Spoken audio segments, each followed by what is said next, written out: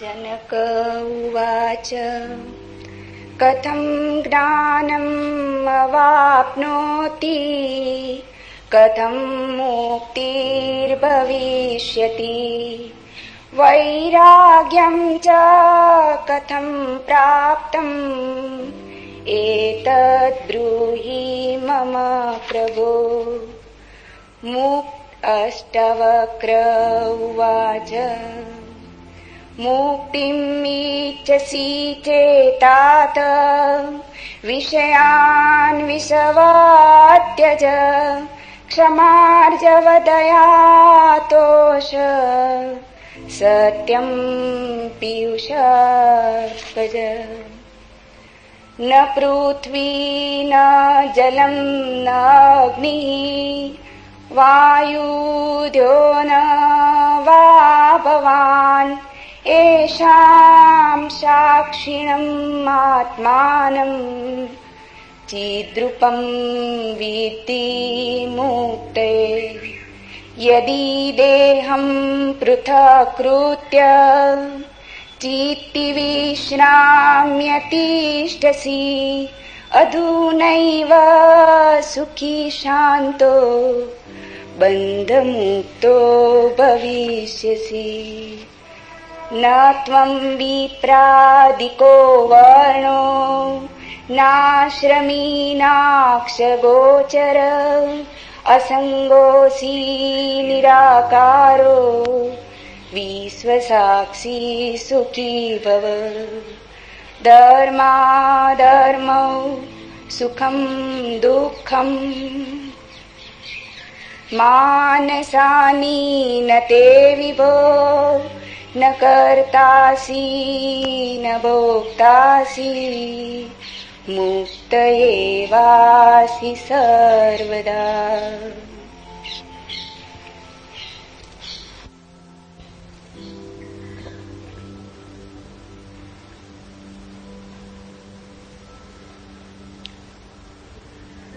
एक अनूठी यात्रा पर हम निकलते हैं। मनुष्य जाति के पास बहुत शास्त्र हैं, पर अष्टावक्र गीता जैसा शास्त्र नहीं। वेद फीके हैं, उपनिषद बहुत धीमी आवाज में बोलते हैं। गीता में भी ऐसा गौरव नहीं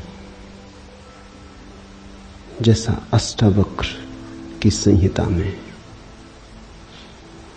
कुछ बात ही अनूठी है। सबसे बड़ी बात तो यह है कि न समाज, न राजनीति, न जीवन की किसी और व्यवस्था का कोई प्रभाव अष्टावक्र के वचनों पर है। इतना शुद्ध भावातीत वक्तव्य है, समय और काल से अतीत, दूसरा नहीं। शायद इसीलिए अष्टावक्र की गीता, अष्टावक्र की संहिता का बहुत प्रभाव नहीं पड़ा। कृष्ण की गीता का बहुत प्रभाव पड़ा। पहला कारण, कृष्ण की गीता समन्वय है। सत्य की उतनी चिंता नहीं जितनी समन्वय की चिंता है। समन्वय का आग्रह इतना गहरा है कि अगर सत्य थोड़ा खो भी जाए तो कृष्ण राजी है। कृष्ण की गीता खिचड़ी जैसी है, इसलिए सभी को भाती है, क्योंकि सभी का कुछ ना कुछ उसमें मौजूद है। ऐसा कोई संप्रदाय खोजना मुश्किल है जो गीता में अपनी वाणी न खोज ले। ऐसा कोई व्यक्ति खोजना मुश्किल है जो गीता में अपने लिए कोई सहारा न खोज ले। इन सब के लिए अष्टावक्र की गीता बड़ी कठिन होगी। अष्टावक्र समन्वयवादी नहीं, सत्यवादी। सत्य जैसा है वैसा कहा है, बिना किसी लाग लपेट के। सुनने वाले की चिंता नहीं, सुनने वाला समझेगा नहीं समझेगा इसकी भी चिंता नहीं। सत्य का ऐसा शुद्धतम वक्तव्य न पहले कहीं हुआ न फिर बाद में कभी हो सका। कृष्ण की गीता लोगों को प्रिय है क्योंकि अपना अर्थ निकाल लेना बहुत सुगम है। कृष्ण की गीता काव्यात्मक है। 2 2 5 भी हो सकते हैं, 2 2 3 भी हो सकते हैं। अष्टावक्र के साथ कोई खेल संभव नहीं, वहां 2 2 4 ही होते। अष्टावक्र का वक्तव्य शुद्ध गणित का वक्तव्य है। वहां काव्य को जरा भी जगह नहीं, वहां कविता के लिए जरा सी भी छूट नहीं। जैसा है वैसा कहा है, किसी तरह का समझौता नहीं। कृष्ण की गीता पढ़ो तो भक्त अपना अर्थ निकाल लेता है, क्योंकि कृष्ण ने भक्ति की भी बात की। कर्मयोगी अपना अर्थ निकाल लेता है, क्योंकि कृष्ण ने कर्मयोग की भी बात की। ज्ञानी अपना अर्थ निकाल लेता है, क्योंकि कृष्ण ने ज्ञान की भी बात की। कृष्ण कहीं भक्ति को सर्वश्रेष्ठ कहते हैं, कहीं ज्ञान को सर्वश्रेष्ठ कहते हैं, कहीं कर्म को सर्वश्रेष्ठ कहते हैं। कृष्ण का वक्तव्य बहुत राजनीतिक है। वो राजनेता थे, कुशल राजनेता थे। सिर्फ राजनेता थे इतना ही कहना उचित नहीं, कुटिल राजनीतिज्ञ थे, डिप्लोमैट थे। उनके वक्तव्य में बहुत सी बातों का ध्यान रखा गया, इसलिए सभी को गीता भा जाती है। इसलिए तो गीता पर हजारों टीकाएं हैं, अष्टावक्र पर कोई चिंता नहीं करता, क्योंकि अष्टावक्र के साथ राजी होना हो तो तुम्हें अपने को छोड़ना पड़ेगा। बेशर्त तुम अपने को न ले जा सकोगे, तुम पीछे रहोगे तो ही जा सकोगे। कृष्ण के साथ तुम अपने को ले जा सकते हो। कृष्ण के साथ तुम्हें बदलने की कोई भी जरूरत नहीं। कृष्ण के साथ तुम मौजू पड़ सकते हो। इसलिए सभी सांप्रदायिकों ने कृष्ण की गीता पर टीकाएं लिखी। शंकर ने, रामानुज ने, निम्बारक ने, बल्लभ ने, सबने अपने अर्थ निकाल लिए। कृष्ण ने कुछ ऐसी बात कही है जो बहुअर्थी है, इसलिए मैं कहता हूं काव्यात्मक है। कविता में से मन चाहे अर्थ निकल सकते हैं। कृष्ण का वक्तव्य ऐसा है जैसे वर्षा में बादल गिरते, जो चाहो देख लो। कोई देखता है हाथी की सूंड, कोई चाहे गणेश जी को देख ले। किसी को कुछ भी नहीं दिखाई पड़ता, वो कहता कहां की फिजूल बातें कर रहे हो। बादल है, धुआं, इसमें कैसी आकृतियां देख रहे हो। पश्चिम में वैज्ञानिक मन के परीक्षण के लिए स्याही के धब्बे ब्लॉटिंग पेपर पर डाल देते हैं और व्यक्ति को कहते हैं देखो इसमें क्या दिखाई पड़ता है। व्यक्ति गौर से देखता है, उसे कुछ ना कुछ दिखाई पड़ता है। वहां कुछ भी नहीं, सिर्फ ब्लॉटिंग पेपर पर स्याही के धब्बे बेतरतीब फेंके गए, सोच विचार के भी फेंके नहीं गए हैं, ऐसे ही बोतल उड़ेल दी है। लेकिन देखने वाला कुछ ना कुछ खोज लेता है। जो देखने वाला खोजता है वो उसके मन में, वो आरोपित कर लेता। तुमने भी देखा होगा, दीवार पर वर्षा का पानी पड़ता है, लकीरें खिंच जाती, कभी आदमी की शक्ल दिखाई पड़ती, कभी घोड़े की शक्ल दिखाई पड़ती। तुम जो देखना चाहते हो आरोपित कर लेते हो। रात के अंधेरे में कपड़ा टंगा है, भूत प्रेत दिखाई पड़ जाते। कृष्ण की गीता ऐसी ही है, जो तुम्हारे मन में है दिखाई पड़ जाएगा। तो शंकर ज्ञान देख लेते हैं, रामानुज भक्ति देख लेते हैं, तिलक कर्म देख लेते हैं, और सब अपने घर प्रसन्नचित्त लौट आते हैं कि ठीक कृष्ण वही कहते हैं जो हमारी मान्यता है। इमर्सन ने लिखा है कि एक बार एक पड़ोसी प्लेटो की किताबें उनसे मांग के ले गया।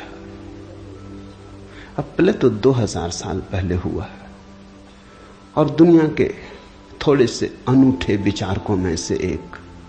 कुछ दिनों बाद इमर्सन ने कहा किताबें पढ़नी हो तो वापस करने। वो पड़ोसी लौटा गया। इमर्सन ने पूछा कैसी लगी। उस आदमी ने कहा कि ठीक इस आदमी प्लेटो के विचार मुझसे मिलते जुलते। कई दफे तो मुझे ऐसा लगा कि इस आदमी को मेरे विचारों का पता कैसे चल गया। प्लेटो 2000 साल पहले हुआ है। इसको शक हो रहा है कि इसने कहीं मेरे विचार तो नहीं चुरा लिए।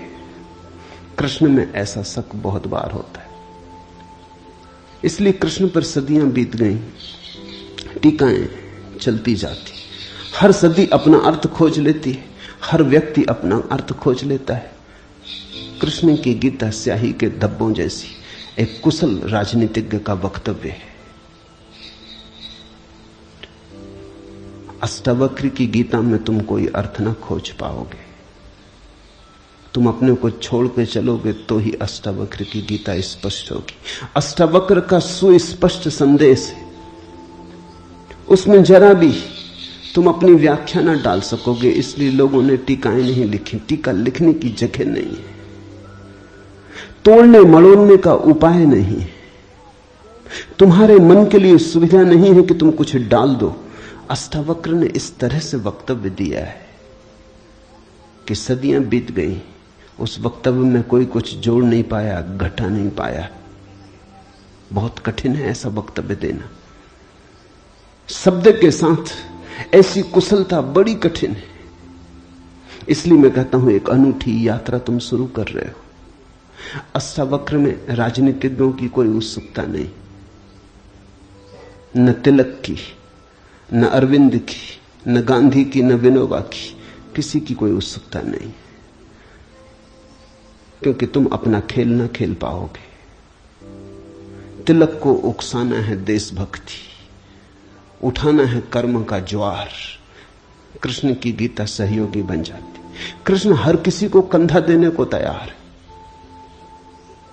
कोई भी चला लो गोली उनके कंधे पर रख के, वो राजी। कंधा उनका, पीछे छिपने की तुम्हें सुविधा है, और उनके पीछे से गोली चलाओ तो गोली भी बहुमूल्य मालूम पड़ती। अष्टावक्र किसी को कंधे पे हाथ भी नहीं रखने देते। इसलिए गांधी की कोई उत्सुकता नहीं, तिलक की कोई उत्सुकता नहीं, अरविंद विनोबा को कुछ लेना देना नहीं, क्योंकि तुम कुछ थोप ना सकोगे। राजनीति की सुविधा नहीं है। अष्टावक्र राजनीतिक पुरुष नहीं। ये पहली बात ख्याल में रख लेनी जरूरी है। ऐसा सुस्पष्ट खुले आकाश जैसा वक्तव्य जिसमें बादल है ही नहीं, तुम कोई आकृति देख ना पाओगे। आकृति छोड़ोगे, सब बनोगे निराकार, अरूप के साथ जोड़ोगे संबंध, तो अष्टावक्र समझ में आएंगे। अष्टावक्र समझना चाहो तो ध्यान की गहराई में उतरना होगा। कोई व्याख्या से काम होने वाला नहीं। और ध्यान के लिए भी अष्टावक्र नहीं कहते कि तुम बैठ के राम राम जपो। अष्टावक्र कहते हैं तुम कुछ भी करो वो ध्यान ना होगा। करता जहां है वहां ध्यान कैसा। जब तक करना है तब तक भ्रांति है, जब तक करने वाला मौजूद है तब तक अहंकार मौजूद है। अष्टावक्र कहते हैं साक्षी हो जाना है ध्यान। जहां करता छूट जाता तुम सिर्फ देखने वाले रह जाते। दृष्टा मात्र, दृष्टा मात्र हो जाने में ही दर्शन है, दृष्टा मात्र हो जाने में ही ध्यान है, दृष्टा मात्र हो जाने में ही ज्ञान है। इसके पहले कि हम सूत्र में उतरे, अष्टावक्र के संबंध में कुछ बातें समझ लेनी जरूरी है। ज्यादा पता नहीं, क्योंकि न तो वे सामाजिक पुरुष थे न राजनीतिक, तो इतिहास में कोई उल्लेख नहीं। बस थोड़ी सी घटनाएं ज्ञात हैं, वो भी बड़ी अजीब, भरोसा करने योग्य नहीं, लेकिन समझोगे तो बड़े गहरे अर्थ खुलेंगे। पहली घटना, अष्टावक्र पैदा हुए उसके पहले की, पीछे का तो कुछ पता नहीं। गर्भ की घटना।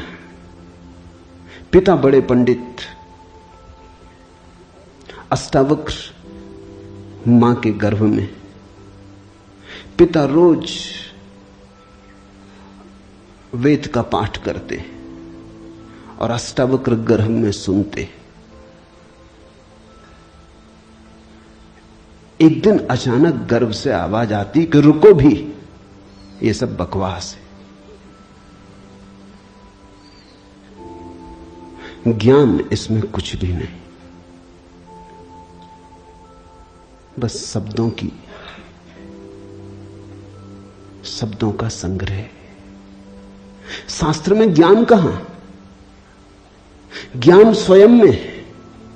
शब्द में सत्य कहां? सत्य स्वयं में।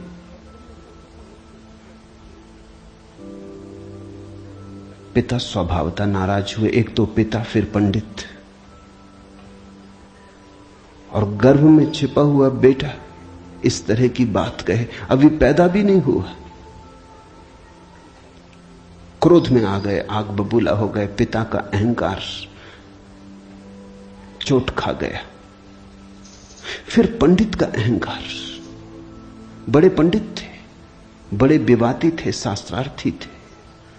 क्रोध में अभिशाप दे दिया कि जब पैदा होगा तो 8 अंगों से टेढ़ा होगा, इसलिए नाम अष्टावक्र।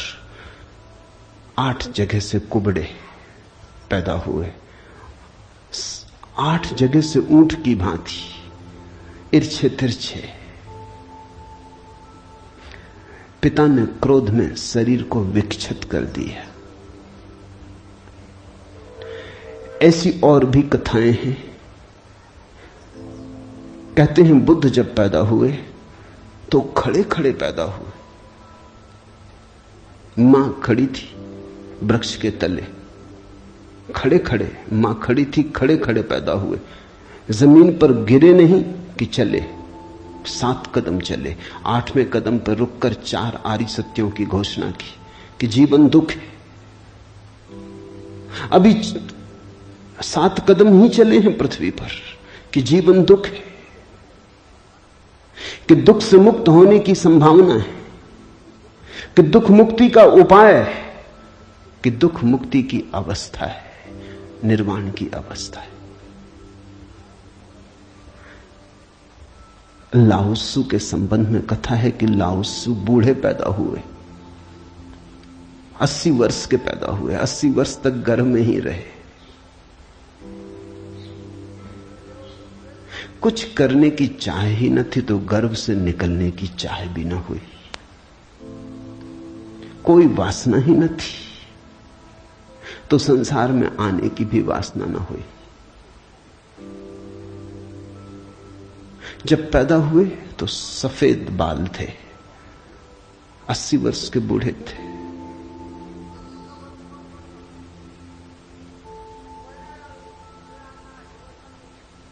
जरथुस्त्र के संबंध में कथा है कि जब जरथुस्त्र पैदा हुए तो पैदा होते से ही खिलखिला के हंसे, मगर इन सबको मात कर दिया अष्टावक्र ने।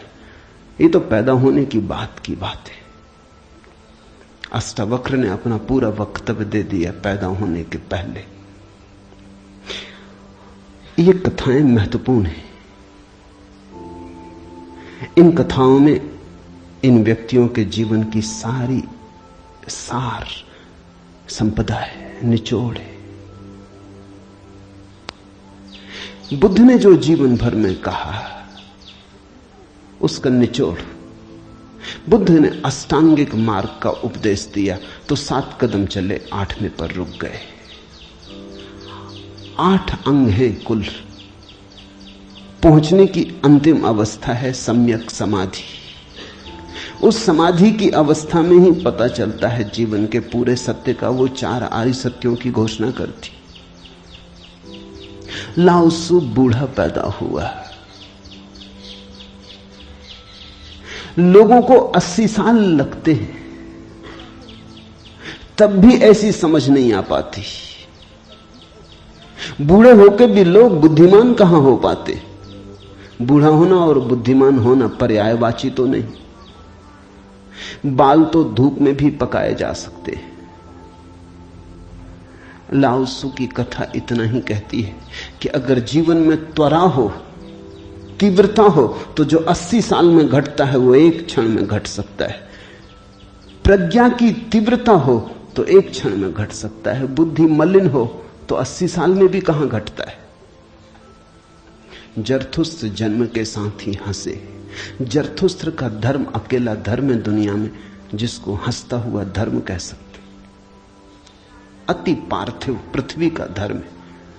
इसलिए तो पारसी दूसरे धार्मिकों को धार्मिक नहीं मालूम होते, नाचते गाते प्रसन्न। जरथुस्त्र का धर्म हंसता हुआ धर्म है, जीवन के स्वीकार का धर्म है, निषेध नहीं है, त्याग नहीं है। तुमने कोई पारसी साधु देखा?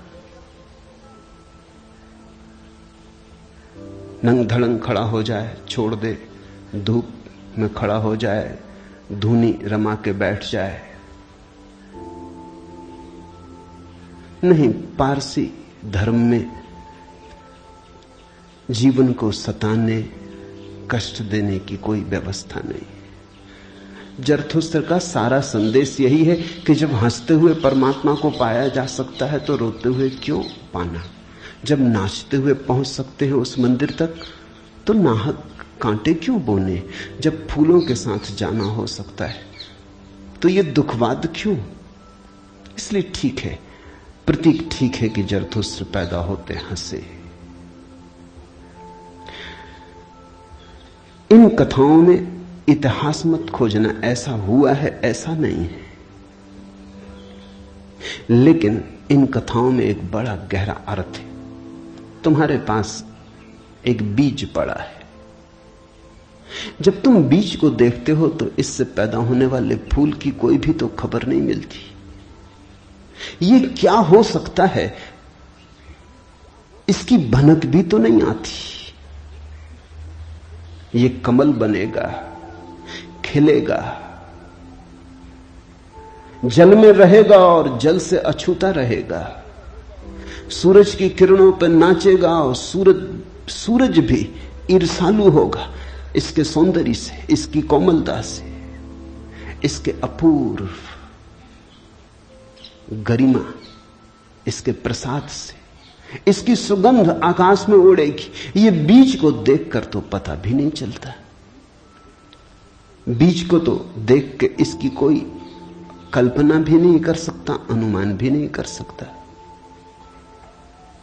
लेकिन एक दिन ये घटता है तो दो तरह से हम सोच सकते हैं। या तो हम बीज को पकड़ लें जोर से और हम कहें जो बीज में दिखाई नहीं पड़ा वो कमल में भी घट नहीं सकता। ये भ्रम है, ये धोखा है, ये झूठ है। जिनको हम तर्कनिष्ठ कहते हैं, संदेहशील कहते हैं, उनका यही आधार है। वो कहते हैं जो बीज में नहीं दिखाई पड़ा वो फूल में हो नहीं सकता, कहीं भ्रांति हो रही है। इसलिए संदेहशील व्यक्ति बुद्ध को मान नहीं पाता, महावीर को स्वीकार नहीं कर पाता, जीसस को अंगीकार नहीं कर पाता, क्योंकि वो कहते हैं हमने जाना इनको। जीसस अपने गांव में आए, बड़े हैरान हुए, गांव के लोगों ने कोई चिंता ही न की। जीसस का वक्तव्य है कि पैगंबर की अपने गांव में पूजा नहीं होती। कारण क्या रहा होगा, क्यों नहीं होती गांव में पूजा पैगंबर की? गांव के लोगों ने बचपन से देखा, बड़े ही जोसेफ का लड़का है, लकड़ियां ढोते देखा, रिंदा चलाते देखा, लकड़ियां चीरते देखा, पसीने से लथपथ देखा, सड़कों पर खेलते देखा, झगड़ते देखा। गांव के लोग इसे बचपन से जानते हैं, बीज की तरह देखा। आज अचानक ये हो कैसे सकता है कि परमात्मा का पुत्र हो गए? नहीं, जिसने बीज को देखा है वो फूल को मान नहीं पाता। वो कहता है जरूर धोखा होगा, बेईमानी होगी, ये आदमी पाखंडी है। बुद्ध अपने घर वापस लौटे तो पिता, सारी दुनिया को जो दिखाई पड़ रहा था वो पिता को दिखाई नहीं पड़ा। सारी दुनिया अनुभव कर रही थी एक प्रकाश, दूर दूर तक खबरें जा रही थी, दूर देशों से लोग आने शुरू हो गए थे। लेकिन जब वापस बुद्ध घर आए 12 साल बाद तो पिता ने कहा मैं तुझे अभी भी क्षमा कर सकता हूं, यद्यपि तूने काम तो बुरा किया है, सताया तो तूने हमें, अपराध तो तूने किया, लेकिन मेरे पास पिता का हृदय, मैं माफ कर दूंगा, द्वार तेरे लिए खुले, मगर फेंक ये भिक्षा का पात्र, हटा ये भिक्षु का वेश, ये सब नहीं चलेगा। तो वापस लौटा, ये राज्य तेरा है, मैं बूढ़ा हो गया, इसको कौन संभालेगा, हो गया बचपना बहुत, अब बंद करो ये सब खेल। बुद्ध ने कहा कृपा कर मुझे देखें तो, जो गया था वो वापस नहीं आया है, ये कोई और ही आया है, जो आपके घर पैदा हुआ था वही वापस नहीं आया है, ये कोई और ही आया है, बीज फूल होके आया है। गौर से तो देखो, पिता ने कहा तू मुझे सिखाने चला है, पहले दिन से जब तू पैदा हुआ था तब से तुझे जानता हूं। किसी और को धोखा देना, किसी और को समझा लेना, भ्रम में डाल देना, मुझे तू भ्रम में न डाल पाएगा।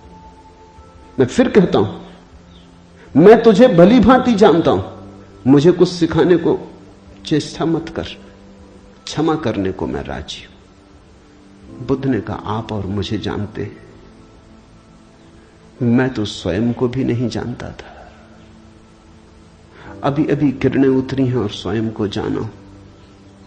क्षमा करे, लेकिन यह मुझे कहना ही पड़ेगा कि जिसको आपने देखा वो मैं नहीं हूं, और जहां तक आपने देखा वो मैं नहीं हूं। बाहर बाहर आपने देखा, भीतर आपने कहां देखा।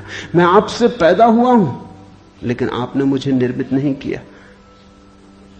मैं आपसे आया हूं जैसे एक रास्ते से कोई राहगीर आता है, लेकिन रास्ता और राहगीर का क्या लेना देना।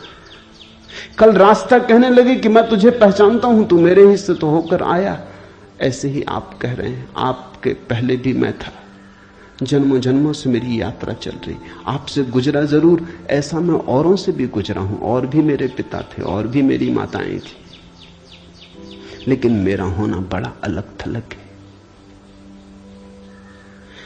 कठिन है, बहुत अति कठिन है। अगर बीज देखा तो फूल पे भरोसा नहीं आता। एक तो ढंग है अश्रद्धालु का, तर्कवादी का, संदेहशील का, कि वो कहता है बीज को हम पहचानते हैं तो फूल हो नहीं सकता, हम कीचड़ को जानते हैं, उस कीचड़ से कमल हो कैसे सकता है, सब गलत, सपना होगा, भ्रांति होगी, किसी मोहजाल में पड़ गए होगे, किसी ने धोखा दे दिया, कोई जादू, कोई तिलिस्म। एक तो ये रास्ता है, एक रास्ता है श्रद्धालु का, प्रेमी का, भक्त का, सहानुभूति से भरे हृदय का। वो फूल को देखता है और फूल से पीछे की तरफ यात्रा करता है। वो कहता है जब फूल में ऐसा सुगंध हुई, जब फूल में ऐसी विभा प्रकट हुई, जब फूल में ऐसी प्रतिभा, जब फूल में ऐसा कुंवारापन दिखा, तो जरूर बीज में भी रहा होगा, क्योंकि जो फूल में हुआ है वो बीज में न हो तो हो ही नहीं सकता। ये सारी कथाएं घटी हैं ऐसा नहीं। जिन्होंने अष्टावक्र के फूल को देखा, उनको ये ख्याल में आया कि जो आज हुआ है वो कल भी रहा होगा, छिपा था, अवगुंठित था, पर्दे में पड़ा था। जो आज है, अंत में है, वो प्रथम भी रहा होगा। जो मृत्यु के क्षण में दिखाई पड़ रहा है, वो जन्म के क्षण में भी मौजूद रहा होगा, अन्यथा पैदा कैसे होता। तो एक तो ढंग है फूल से पीछे की तरफ देखना, और एक है बीज से आगे की तरफ देखना। गौर से देखो तो दोनों में सारसूत्र एक ही है, दोनों की आधार भित्ति एक ही है, लेकिन कितना जमीन आसमान का अंतर हो जाता है। जो बीज वाला है वो भी ये कह रहा है कि जो बीज में नहीं है वो फूल में कैसे हो सकता है, ये उसका तर्क है। फूल वाला भी यही कह रहा है, वो कह रहा है जो फूल में है वो बीज में भी होना ही चाहिए। दोनों का तर्क तो एक है, लेकिन दोनों के देखने के ढंग अलग है। बड़ी अड़चन। मुझसे कोई पूछता था कि आपके साथ बचपन में बहुत लोग पढ़े होंगे, स्कूल में, कॉलेज में, वे दिखाई नहीं पड़ते, वे कैसे दिखाई पड़ सकते? उनको बड़ी अड़चन है, वो भरोसा नहीं कर सकते, अति कठिन है उन्हें। कल ही मेरे पास रायपुर से किसी ने एक अखबार भेजा, श्री हरिशंकर परसाई ने एक लेख मेरे खिलाफ लिखा है। वो मुझे जानते हैं, कॉलेज के दिनों से जानते हैं, हिंदी के मूर्धन्य व्यंग लेखक हैं। मेरे मन में उनकी कृतियों का आदर है। लेख में उन्होंने लिखा है कि जबलपुर की हवा में कुछ खराबी है। यहां धोखेबाज और धूर्ती पैदा होते, जैसे रजनीश, महेश योगी, मुंदड़ा, 3 नाम उन्होंने गिनाए। धन्यवाद उनका, कम से कम मेरा नाम नंबर 1 तो गिनाया। इतनी याद तो रखी, एकदम बिसार नहीं दिया, बिल्कुल भूल गए हो ऐसा नहीं।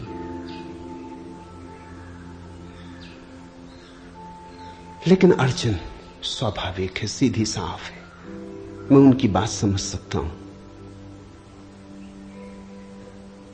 यह असंभव है बीज को देखा तो फूल में भरोसा। फिर जिन्होंने फूल को देखा उन्हें बीज में भरोसा मुश्किल हो जाता है। तो सभी महापुरुषों की जीवन कथाएं 2 ढंग से लिखी जाती हैं। जो उनके विपरीत हैं वो बचपन से यात्रा शुरू करते हैं, जो उनके पक्ष में है वो अंत से यात्रा शुरू करते हैं और बचपन की तरफ जाते हैं। दोनों एक अर्थ में सही है,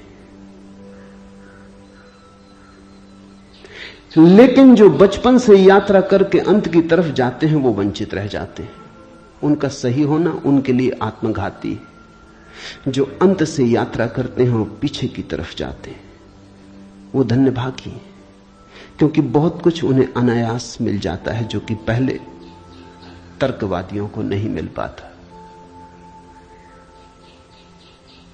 अब न केवल मैं गलत मालूम होता हूं, मेरे कारण जबलपुर तक की हवा उनको गलत मालूम होती।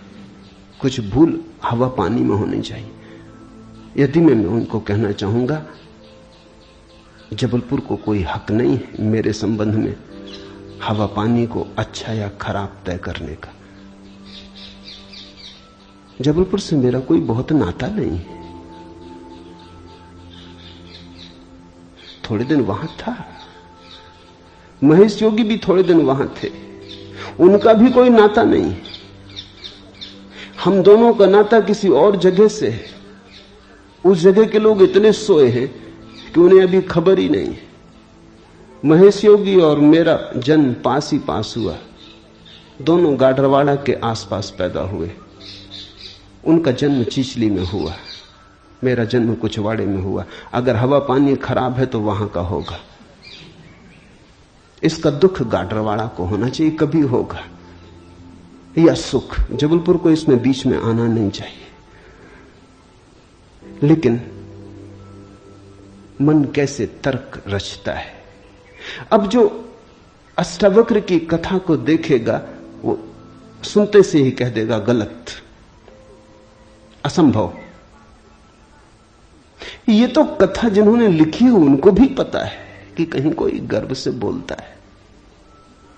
वो तो केवल इतना कह रहे हैं कि जो आखिर में प्रकट हुआ वो गर्भ में मौजूद रहा होगा। जो वाणी आखिर में खिली वो किसी न किसी गहरे तल पर गर्भ में भी मौजूद रही होगी, अन्यथा खिलती कहां से, आती कहां से? सुनने से थोड़ी कुछ आता है, हर चीज के पीछे कारण है।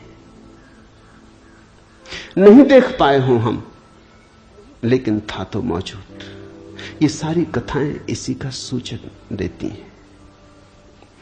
अष्टावक्र के संबंध में दूसरी बात जो ज्ञात है वो है जब वे 12 वर्ष के थे। बस 2 ही बातें ज्ञात हैं। तीसरी उनकी अष्टावक्र गीता है, या कुछ लोग कहते हैं अष्टावक्र संहिता। जब वे 12 वर्ष के थे तो एक बड़ा विशाल शास्त्रार्थ जनक ने रचा। जनक सम्राट थे और उन्होंने सारे देश के पंडितों को निमंत्रण दिया और उन्होंने 1000 गायें राजमहल के द्वार पर खड़ी कर दी और उन्होंने गायों के सींगों पर सोना मढ़ दिया और हीरे जवाहरात लटका दिए और कहा जो भी विजेता होगा वो इन गांवों को हाँक के ले जाए। बड़ा विवाद हुआ। अष्टावक्र के पिता भी उस विवाद में गए। खबर आई सांझ होते होते कि पिता हार रहे हैं। सबसे तो जीत चुके थे, वंदिन नाम के एक पंडित से हारे जा रहे हैं। ये खबर सुन के अष्टावक्र भी राजमहल पहुंच गया। सभा सजी थी। विवाद अपनी आखिरी चरम अवस्था में था। निर्णायक घड़ी करीब आती थी। पिता के हारने की स्थिति बिल्कुल पूरी तय हो चुकी थी। अब हारे तब हारे की अवस्था थी। अष्टावक्र दरबार में भीतर चला गया। पंडितों ने उसे देखा। महापंडित इकट्ठे थे। उसका 8 अंगों से टेढ़ा मेढ़ा शरीर, वो चलता तो भी देख के लोगों को हंसी आती। उसका चलना भी बड़ा हास्यास्पद था। सारी सभा हंसने लगी। अष्टावक्र भी खिल के हंसा। जनक ने पूछा, और सब हंसते हैं वो तो मैं समझ गया क्यों हंसते, लेकिन बेटे तू क्यों हंसा? अष्टावक्र ने कहा, मैं इसलिए हंस रहा हूं कि इन चम्हारों की सभा में सत्य का निर्णय हो रहा है। बड़ा आदमी अनूठा रहा होगा। ये चम्हार यहां क्या कर रहे हैं? सन्नाटा छा गया। चम्हार? सम्राट ने पूछा, तेरा मतलब? उसने कहा, सीधी सी बात है, इनको चमड़ी ही दिखाई पड़ती है, मैं नहीं दिखाई पड़ता। मुझसे सीधा साधा आदमी खोजना मुश्किल है, वो तो इनको दिखाई ही नहीं पड़ता। इनको आड़ा टेढ़ा शरीर दिखाई पड़ता है। ये चम्हार है, ये चमड़ी के पारखी। राजन, मंदिर के टेढ़े होने से कहीं आकाश टेढ़ा होता है?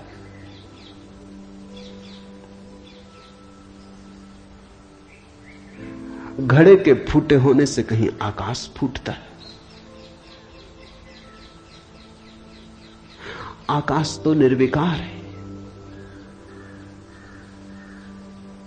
मेरा शरीर टेढ़ा मेढ़ा है, लेकिन मैं तो नहीं। ये जो भीतर बसा है इसकी तरफ तो देखो। इससे तुम सीधा साधा और कुछ खोज ना सकोगे।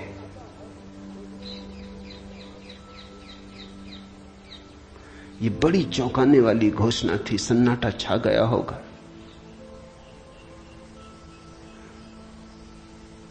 जनक प्रभावित हुआ,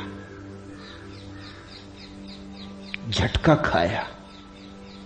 निश्चित ही कहां चम्हारों की भीड़ इकट्ठी करके बैठा है। खुद पे भी पश्चाताप हुआ, अपराध लगा कि मैं भी हंसा। उस दिन तो कुछ न कहते बना, लेकिन दूसरे दिन सुबह जब सम्राट घूमने निकला था तो राह पर अष्टावक्र दिखाई पड़ा। उतरा, घोड़े से पैरों में गिर पड़ा। सबके सामने तो हिम्मत न जुटा पाया। एक दिन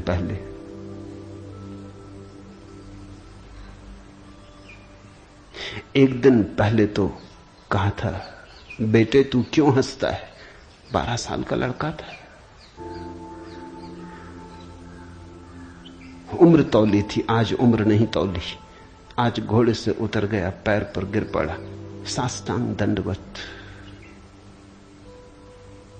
और कहा, पधारें राजमहल, मेरी जिज्ञासाओं का समाधान करें। हे प्रभु, आए मेरे घर। बात मेरी समझ में आ गई। रात भर में सो ना सका। ठीक ही कहा, शरीर को ही जो पहचानते हैं उनकी पहचान गहरी कहां। आत्मा के संबंध में विवाद कर रहे हैं और अभी भी शरीर में रस और विरस पैदा होता है, घृणा, आकर्षण पैदा होता है। मर्त्य को देख रहे हैं, अमृत की चर्चा करते हैं। धन्य भाग मेरे कि आप आए और मुझे चौंकाया, मेरी नींद तोड़ दी। अब पधारो। राजमहल में उसने बड़ी सजावट कर रखी थी। स्वर्ण सिंहासन पर बिठाया था इस 12 साल के अष्टावक्र को और उससे जिज्ञासा की, पहला सूत्र जनक की जिज्ञासा है। जनक ने पूछा है, अष्टावक्र ने समझाया है। इससे ज्यादा अष्टावक्र के संबंध में और कुछ पता नहीं है, और कुछ पता होने की जरूरत भी नहीं। काफी है, इतना बहुत है। हीरे बहुत होते भी नहीं, कंकड़ पत्थर ही बहुत होते हैं। हीरा एक भी काफी होता है। ये दो छोटी सी घटनाएं हैं। एक तो जन्म के पहले की गर्भ से आवाज और घोषणा कि क्या पागलपन में पड़े हो, शास्त्र में उलझे हो, शब्द में उलझे हो, जागो। ये ज्ञान नहीं है, ये सब उधार है, ये सब बुद्धि का ही जाल है, अनुभव नहीं है। इसमें रंच मात्र भी सार नहीं है। कब तक अपने को भरमाए रखोगे? और दूसरी घटना, राजमहल में हंसना पंडितों का और कहना अष्टावक्र का कि जीवन में देखने की दो दृष्टियां हैं, एक आत्मदृष्टि, एक चर्म दृष्टि। चम्हार चमड़ी को देखता, प्रज्ञावान आत्मा को देखता। तुमने गौर किया? चम्हार तुम्हारे चेहरे की तरफ देखते नहीं, वो जूते को ही देखता। असल में चम्हार जूते को देख के सब पहचान लेता तुम्हारे संबंध में कि आर्थिक हालत कैसी है, सफलता मिल रही कि विफलता मिल रही, भाग्य कैसा चल रहा, वो सब जूते में लिखा है। जूते की सिलवटें कह देती, जूते की दशा कह देती। जूते में तुम्हारी आत्मकथा लिखी, चम्हार पढ़ लेता। जूते में चमक, जूते का ताजा और नया होना चम्हार तुमसे प्रसन्नता से मिलता है। जूता ही उसके लिए तुम्हारी आत्मा का सबूत है। दर्जी कपड़े देखता है, तुम्हारा कोट कपड़ा देख के समझ लेता हालत कैसी। सबकी अपनी बंधी हुई दृष्टियां हैं। सिर्फ आत्मवान ही आत्मा को देखता है, उसकी कोई दृष्टि नहीं है, उसके पास दर्शन है। एक छोटी घटना और जो अष्टावक्र के जीवन से संबंधित नहीं, रामकृष्ण और विवेकानंद के जीवन से संबंधित है, लेकिन अष्टावक्र से उसका जोड़ है। फिर हम सूत्रों में प्रवेश करें। विवेकानंद रामकृष्ण के पास आए तब उनका नाम नरेंद्रनाथ था। विवेकानंद तो बाद में रामकृष्ण ने उनको पुकारा।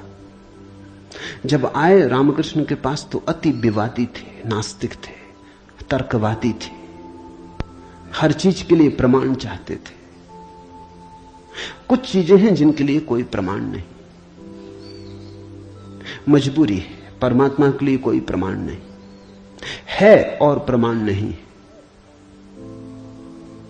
प्रेम के लिए कोई प्रमाण नहीं है और प्रमाण नहीं। सौंदर्य के लिए कोई प्रमाण नहीं है और प्रमाण नहीं है। अगर मैं कहूं देखो ये खजूरेना के वृक्ष कैसे सुंदर, और तुम कहो हमें तो कोई सौंदर्य दिखाई नहीं पड़ता, वृक्ष जैसे वृक्ष, सिद्ध करें मुश्किल हो जाएगी। कैसे सिद्ध करें कि सुंदर है? सुंदर होने के लिए सौंदर्य की परख चाहिए और तो कोई उपाय नहीं। आंख चाहिए और तो कोई उपाय नहीं। कहते हैं मजनू ने कहा कि लैला को जानना हो तो मजनू की आंख चाहिए। ठीक कहा, लैला को देखने का और कोई उपाय ही नहीं।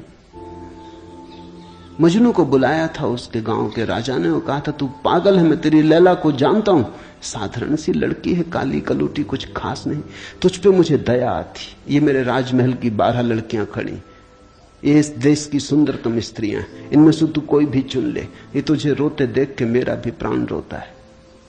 उसने देखा और उसने कहा इनमें तो लैला कोई भी नहीं, ये तो लैला के मुकाबले तो दूर, उसके चरण की धूल भी नहीं। सम्राट कहने लगा मजनू तू पागल है। मजनू ने कहा यह हो सकता है, लेकिन एक बात आपसे कहना चाहता हूं, लैला को देखना हो तो मजनू की आंख चाहिए।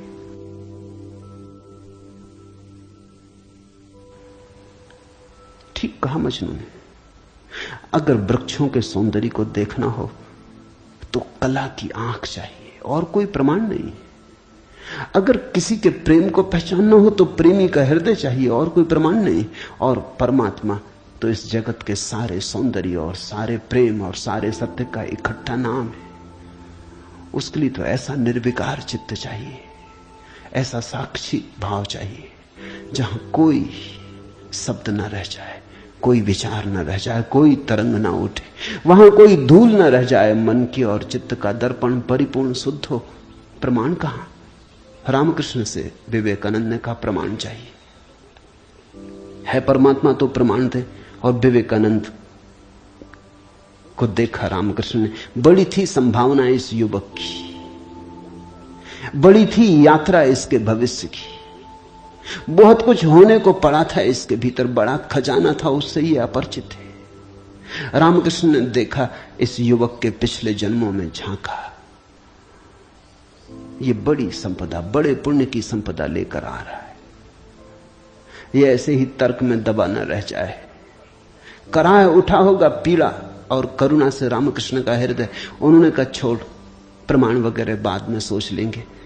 मैं जरा बूढ़ा हुआ, मुझे पढ़ने में अड़चन होती, तू अभी जवान, तेरी आंख अभी तेज, ये किताब पढ़ी, इसे तू पढ़।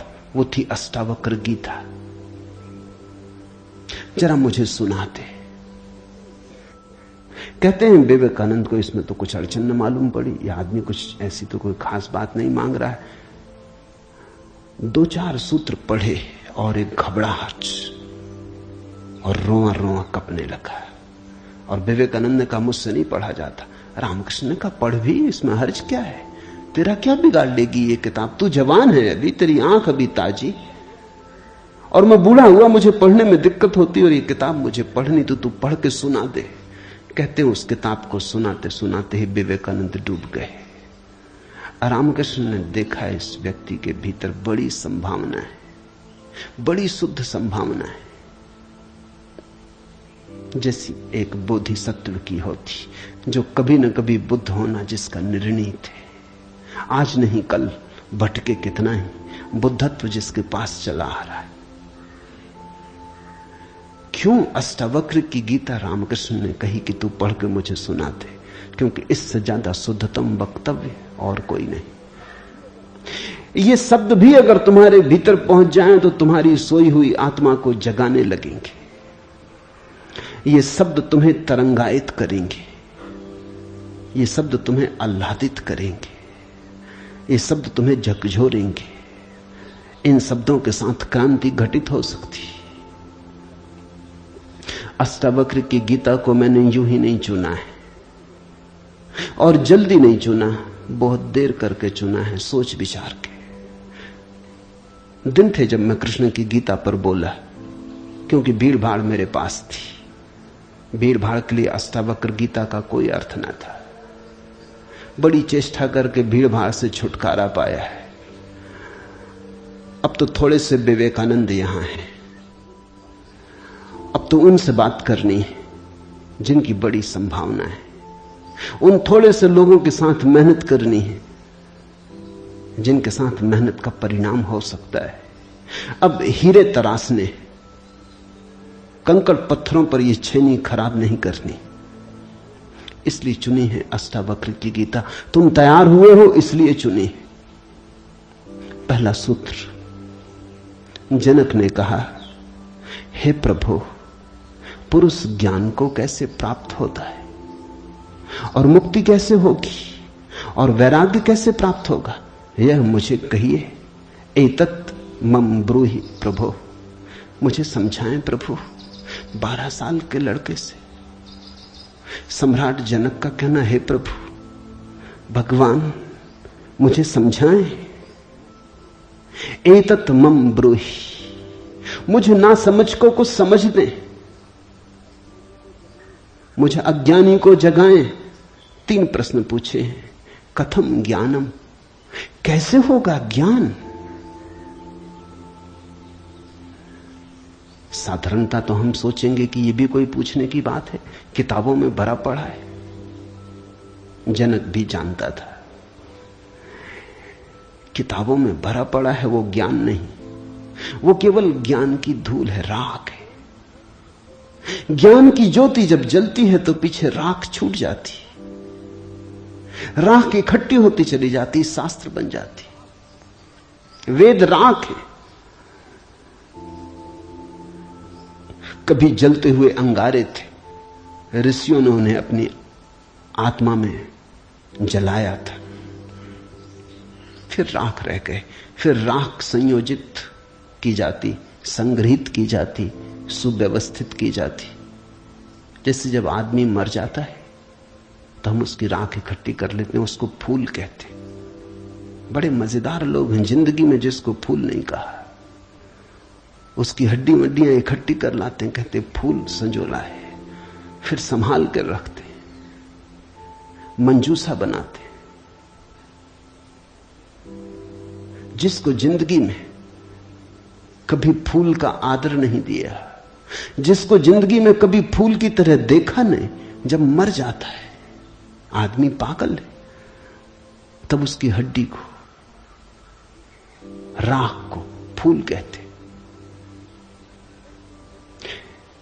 ऐसे ही जब कोई बुद्ध जीवित होता है तब तुम सुनते नहीं।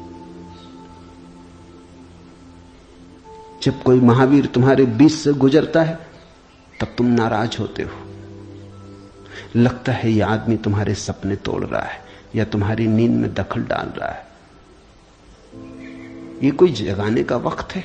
अभी अभी तो सपना आना शुरू हुआ था, अभी अभी तो जरा जीतना शुरू किया था जिंदगी में, अभी अभी तो दांव ठीक लगने लगे थे, तीर ठीक ठीक जगह पड़ने लगा था, और ये सज्जन आ गए। ये कहते हैं सब आसार है। अभी अभी तो चुनाव जीते थे, पद पे पहुंचने का रास्ता बना था, और ये महापुरुष आ गए। ये कहते हैं ये सब सपना है, इसमें कुछ सार नहीं, मौत आएगी सब छीन लेगी। और छोड़ो भी, जब मौत आएगी तब देखेंगे। बीच में तो इस तरह की बातें मत उठाओ। लेकिन जब महावीर मर जाते, बुद्ध मर जाते, तब उनकी राख को हम इकट्ठी कर लेते, फिर हम धम्मपद बनाते, वेद बनाते, फिर हम पूजा के फूल चढ़ाते। जनक भी जानता था कि शास्त्रों में सूचनाएं भरी पड़ी, लेकिन उसने पूछा कथम ज्ञानम, कैसे होगा ज्ञान? क्योंकि कितना ही जान लो ज्ञान तो होता ही नहीं। जानते जाओ, शास्त्र कंठस्थ कर लो, तोते बन जाओ, एक एक सूत्र याद हो जाए, पूरे वेद स्मृति में छप जाएं, फिर भी ज्ञान तो होता नहीं। कथम ज्ञानम, कैसे होता ज्ञान? कथम मुक्ति, मुक्ति कैसे होगी? क्योंकि जिसको तुम ज्ञान कहते हो वो तो बांध लेता उल्टे, मुक्त कहां करता। ज्ञान तो वही है जो मुक्त करे। जीसस ने कहा है सत्य वही है जो मुक्त करे। ज्ञान तो वही है जो मुक्त करे। ये ज्ञान की कसौटी है। पंडित मुक्त तो दिखाई नहीं पड़ता, बंधा दिखाई पड़ता है, मुक्ति की बातें करता है, मुक्त दिखाई नहीं पड़ता है, हजार बंधनों में बंधा हुआ मालूम पड़ता है। तुमने कभी गौर किया, तुम्हारे तथाकथित संत तुमसे भी ज्यादा बंधे हुए मालूम पड़ते। तुम शायद थोड़े बहुत मुक्त भी हो, तुम्हारे संत तुमसे भी ज्यादा बंधे, लकीर के फकीर हैं। न उठ सकते स्वतंत्रता से, न बैठ सकते स्वतंत्रता से, न जी सकते स्वतंत्रता से। कुछ दिनों पहले कुछ जैन साध्वियों की मेरे पास खबर आई कि वो मिलना चाहती, मगर श्रावक आने नहीं देते। ये भी बड़े मजे की बात है। साधु का अर्थ होता है जिसने फिक्र छोड़ी समाज की, जो चल पड़ा अरण्य की यात्रा पर, जिसने कहा अब न तुम्हारे आदर की मुझे जरूरत है, न सम्मान की। लेकिन साधु साध्वी कहते हैं श्रावक आने नहीं देते। वो कहते हैं वहां भूल के मत जाना, वहां गए तो ये दरवाजा बंद। ये कोई साधुता हुई? ये तो परतंत्रता हुई, गुलामी हुई। ये तो बड़ी उल्टी बात हुई।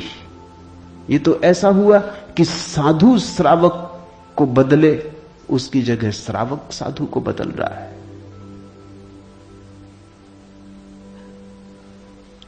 एक मित्र ने आके मुझे कहा, एक जैन साध्वी आपकी किताबें पढ़ती लेकिन चोरी से। टेप भी सुनना चाहती, लेकिन चोरी से। और अगर कभी किसी के सामने आपका नाम भी ले दो तो वो इस तरह हो जाती जैसे उसने कभी आपका नाम सुना ही नहीं। ये मुक्ति हुई। जनक ने पूछा, कथम मुक्ति, कैसे होती मुक्ति, क्या है मुक्ति? उस ज्ञान को मुझे समझाएं जो मुक्त कर देता है। स्वतंत्रता मनुष्य की सबसे महत्वपूर्ण आकांक्षा है। सब पालो, लेकिन गुलामी अगर रही तो छिदती है। सब मिल जाए, स्वतंत्रता न मिले तो कुछ भी नहीं मिला। मनुष्य चाहता है खुला आकाश, कोई सीमा ना हो। वो मनुष्य की अंतरतम निगूढ़तम आकांक्षा है, जहां कोई सीमा ना हो, कोई बाधा ना हो। इसी को परमात्मा होने की आकांक्षा कहो, मोक्ष की आकांक्षा कहो। हमने ठीक शब्द चुना है, मोक्ष। दुनिया की किसी भाषा में ऐसा प्यारा शब्द नहीं। स्वर्ग, फिरदौस, इस तरह के शब्द हैं, लेकिन उन शब्दों में मोक्ष की कोई धुन नहीं है। मोक्ष का संगीत ही अनूठा है। उसका अर्थ ही केवल इतना है, ऐसी परम स्वतंत्रता जिस पर कोई बाधा नहीं है। स्वतंत्रता इतनी शुद्ध कि जिस पे कोई सीमा नहीं। पूछा जनक ने, कैसे होगी मुक्ति और कैसे होगा वैराग्य? हे प्रभु, मुझे समझाकर कहिए। अष्टावक्र ने गौर से देखा होगा जनक की तरफ, क्योंकि गुरु के लिए वही पहला काम है कि जब कोई जिज्ञासा करे तो वो गौर से देखे जिज्ञासा किस स्रोत से आती, पूछने वाले ने क्यों पूछा है। उत्तर तो तभी सार्थक हो सकता है जब प्रश्न क्यों किया गया है वो समझ में आ जाए, वो साफ हो जाए। ध्यान रखना, सद्ज्ञान को उपलब्ध व्यक्ति, सद्गुरु, तुम्हारे प्रश्न का उत्तर नहीं देता, तुम्हें उत्तर देता है। तुम क्या पूछते हो इसकी फिक्र कम है, तुमने क्यों पूछा है, तुम्हारे पूछने के पीछे अंतर चेतन में छिपा हुआ जाल क्या है, तुम्हारे प्रश्नों की आड़ में वस्तुतः कौन सी आकांक्षा छिपी है।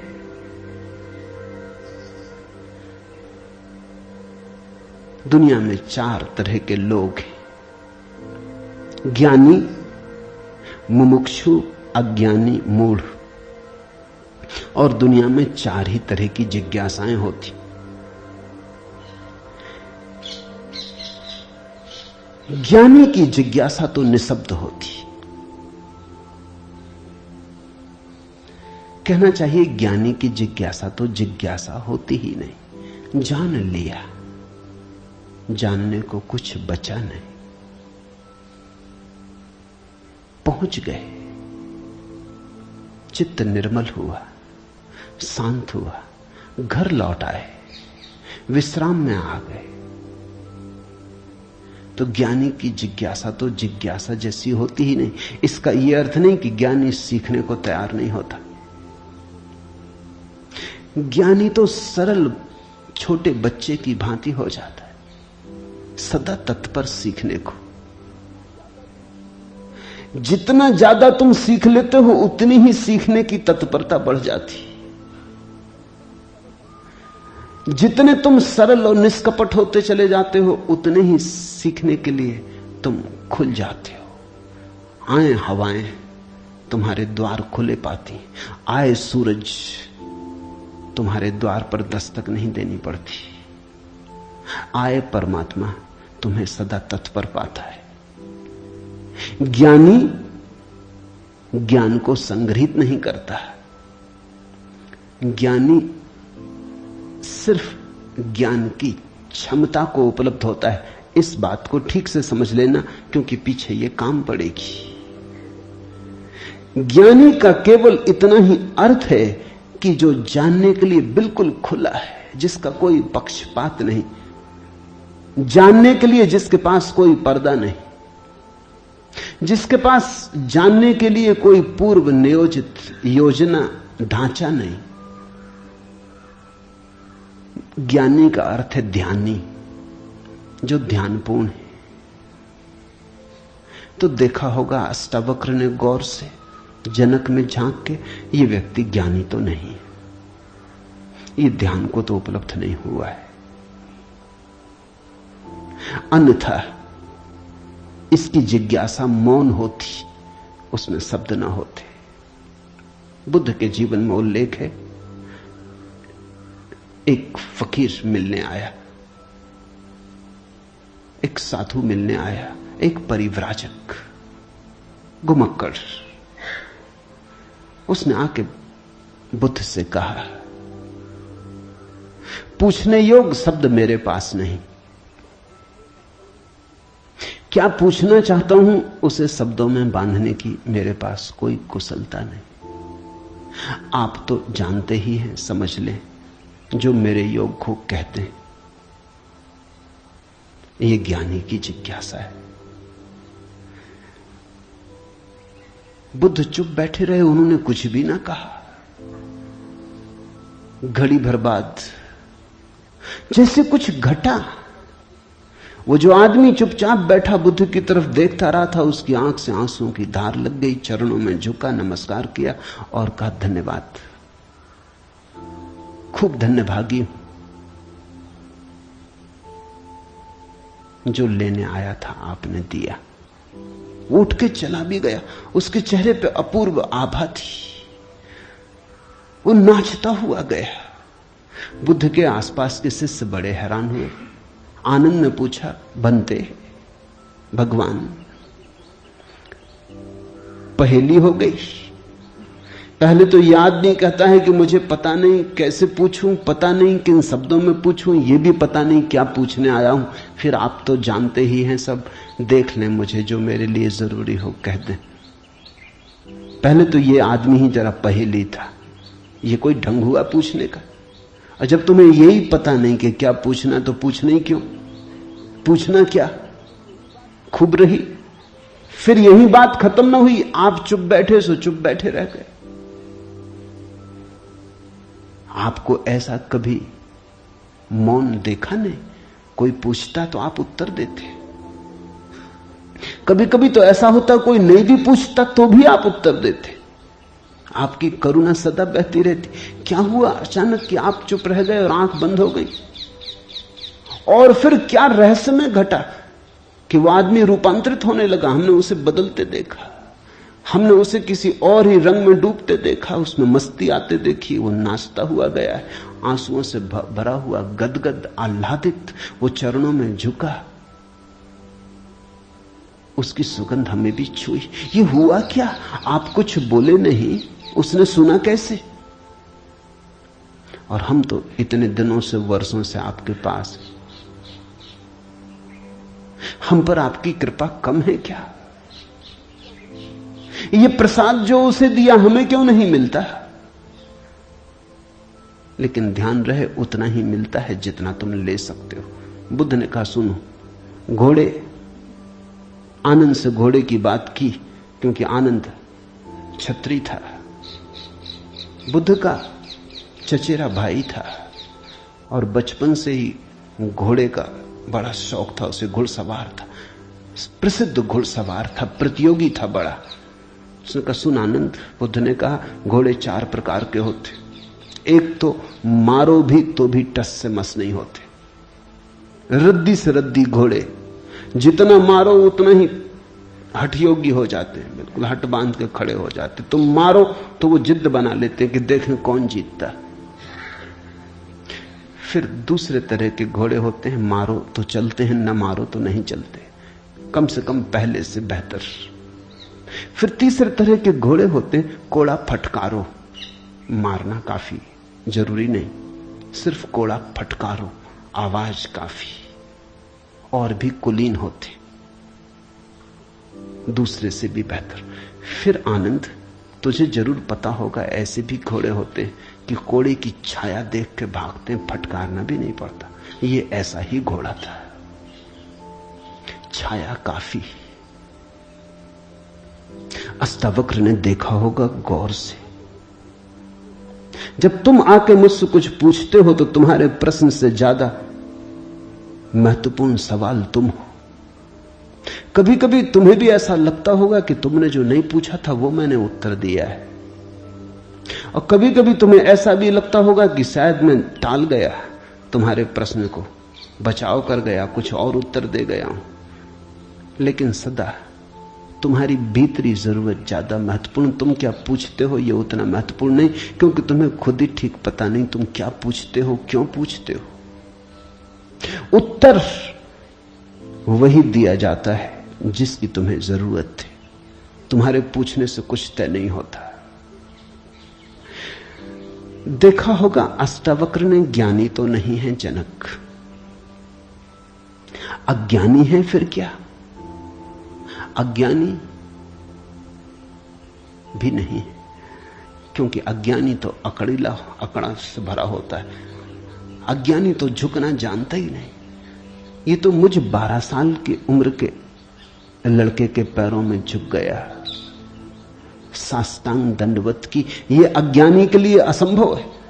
अज्ञानी तो समझता है कि मैं जानता ही हूं, मुझे कौन समझाएगा।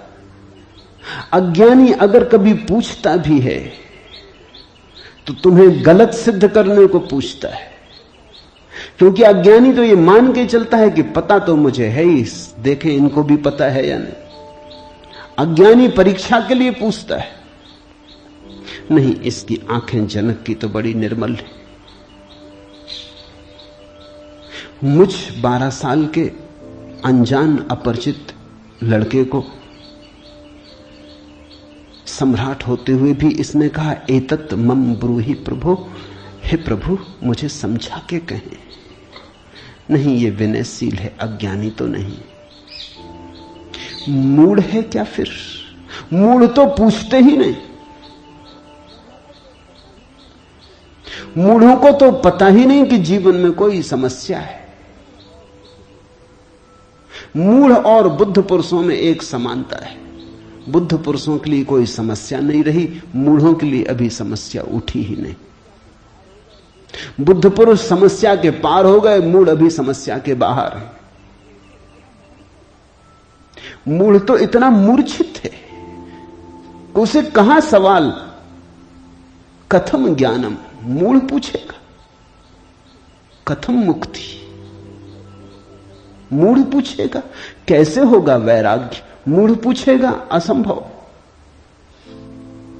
मूढ़ अगर पूछेगा भी तो पूछता है राग में सफलता कैसे मिलेगी।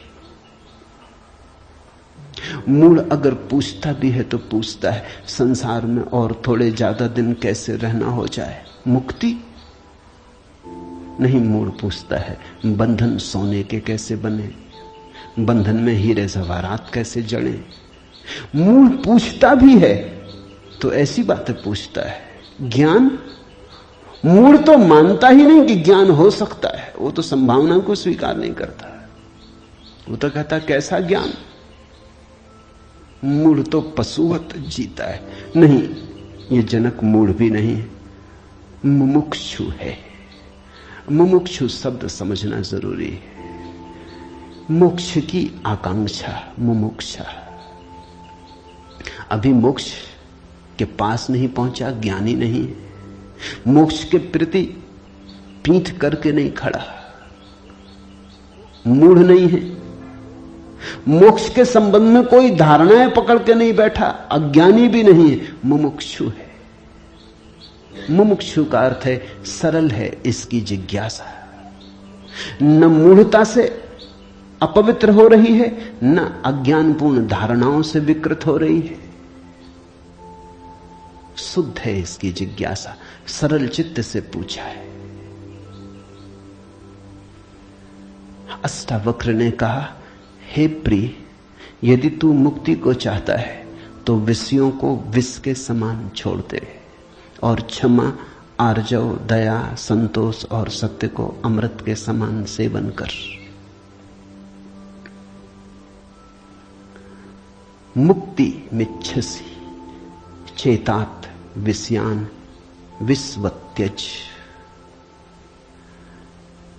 शब्द विषय बड़ा बहुमूल्य है, वो विष से ही बना है। विष का अर्थ होता है जिसे खाने से आदमी मर जाए। विषय का अर्थ होता है जिसे खाने से हम बार बार मरते, बार बार भोग, बार बार भोजन, बार बार महत्वाकांक्षा, ईर्ष्या, क्रोध, जलन, बार बार इन्हीं को खा खा के तो हम मरे, बार बार इन्हीं के कारण तो मरे। अब तक हमने जीवन में जीवन कहां जाना, मरने को ही जाना है। अब तक हमारा जीवन, जीवन की प्रज्वलित ज्योति कहां, मृत्यु का ही धुआं है। जन्म से लेकर मृत्यु तक हम मरते ही तो हैं, धीरे धीरे, जीते कहां, रोज रोज मरते। जिसको हम जीवन कहते हैं वो एक सतत मरने की प्रक्रिया है। अभी हमें जीवन का तो पता ही नहीं, तो हम जिएंगे कैसे? ये शरीर तो रोज क्षीण होता चला जाता है, ये बल तो रोज खोता चला जाता है, ये भोग और विषय तो रोज हमें चूसते चले जाते, जरा जीर्ण करते चले जाते। ये विषय और कामनाएं तो छेदों की तरह, इनसे हमारी ऊर्जा और आत्मा रोज बहती चली जाती, आखिर में घड़ा खाली हो जाता, उसको हम मृत्यु कहते। तुमने कभी देखा, अगर छिद्र वाले घड़े को कुएं में डालो तो जब तक घड़ा पानी में डूबा होता है भरा मालूम पड़ता है। उठाओ पानी के ऊपर, खींचो रस्सी, बस खाली होना शुरू हुआ। जोर का शोरगुल होता है, उसी को तुम जीवन कहते हो। जलधारें गिरने लगती, उसी को तुम जीवन कहते हो। और घड़ा जैसे जैसे पास आता है, हाथ के खाली होता चला जाता। जब हाथ में आता है तो खाली घड़ा, जल की एक बूंद भी नहीं। ऐसा ही हमारा जीवन है। बच्चा पैदा नहीं हुआ, भरा मालूम होता है। पैदा हुआ कि खाली होना शुरू हुआ। जन्म का पहला दिन मृत्यु का पहला दिन है, खाली होने लगा। एक दिन मरा, 2 दिन मरा, 3 दिन मरा। जिनको तुम जन्मदिन कहते हो, अच्छा हो मृत्यु दिन कहो तो ज्यादा सत्यतर होगा। 1 साल मर जाते हो, उसको कहते हो चलो एक जन्मदिन आ गया। 50 साल मर गए, कहते हो 50 साल जी लिए, स्वर्ण जयंती मनाए। 50 साल मरे, मौत करीब आ रही, जीवन दूर जा रहा है, घड़ा खाली हो रहा है। जो दूर जा रहा है उसके आधार पर तुम जीवन को सोचते हो, या जो पास आ रहा है उसके आधार पर? यह कैसा उल्टा गणित! हम रोज मर रहे हैं, मौत करीब सरकती आती। अष्टावक्र कहते हैं विषय हैं विषवत, क्योंकि उन्हें खा खा के हम सिर्फ मरते, उनसे कभी जीवन तो मिलता नहीं। यदि तू मुक्ति चाहता है हे तात, हे प्रिय, तो विषयों को विष के समान छोड़ दे और क्षमा, आर्जव, दया, संतोष और सत्य को अमृत के समान सेवन कर। अमृत का अर्थ होता है जिससे जीवन मिले, जिससे अमृतत्व मिले, जिससे उसका पता चले जो फिर कभी नहीं मरेगा। तो क्षमा, क्रोध विष है, क्षमा अमृत है, आर्जव, कुटिलता विष है, सीधा सरलपन आर्जव अमृत है, दया, कठोरता, क्रूरता विष है, दया, करुणा अमृत है, संतोष, असंतोष का कीड़ा खाए चला जाता। असंतोष का कीड़ा हृदय में कैंसर की तरह फैलता चला जाता है, विष को फैलाए चले जाता है। संतोष जो है उससे तृप्ति, जो नहीं है उसकी आकांक्षा नहीं। जो है वो काफी से ज्यादा है, वो है ही काफी से ज्यादा। आंख खोलो जरा देखो, संतोष कोई थोपना नहीं है ऊपर। जीवन को जरा गौर से देखो, तुम्हें जो मिला है वो तुम्हारी जरूरत से सदा ज्यादा है। तुम्हें जो चाहिए वो मिलता ही रहा है। तुमने जो चाहा है वो सदा मिल गया है। तुमने दुख चाहा है तो दुख मिल गया है, तुमने सुख चाहा है तो सुख मिल गया है। तुमने गलत चाहा तो गलत मिल गया है। तुम्हारी चाह ने तुम्हारे जीवन को रचा है। चाह बीज है, फिर जीवन उसकी फसल है। जन्मों जन्मों में जो तुम चाहते रहे हो वही तुम्हें मिलता रहा है। कई बार तुम सोचते हो हम कुछ और चाह रहे हैं, जब मिलता है तो कुछ और मिलता है। तो तुम्हारे चाहने में भूल नहीं हुई है, सिर्फ तुमने चाहने के लिए गलत शब्द चुन लिया था। जैसे तुम चाहते हो सफलता, मिलती है विफलता, तुम कहते हो विफलता मिल रही, चाही तो सफलता थी। लेकिन जिसने सफलता चाही उसने विफलता को स्वीकार कर ही लिया। वो विफलता से भीतर डर ही गया है। विफलता के कारण ही तो सफलता चाह रहा है, और जब जब सफलता चाहेगा तब तक विफलता का ख्याल आएगा। विफलता का ख्याल भी मजबूत होता चला जाएगा। सफलता तो कभी मिलेगी, लेकिन रास्ते पर यात्रा तो विफलता में ही बीतेगी। विफलता का भाव संघरीभूत होगा, वो इतना संघरीभूत हो जाएगा कि वही एक दिन प्रकट हो जाएगा। तब तुम कहते हो कि हमने तो सफलता चाही थी, लेकिन सफलता के चाहने में तुमने विफलता को चाह लिया।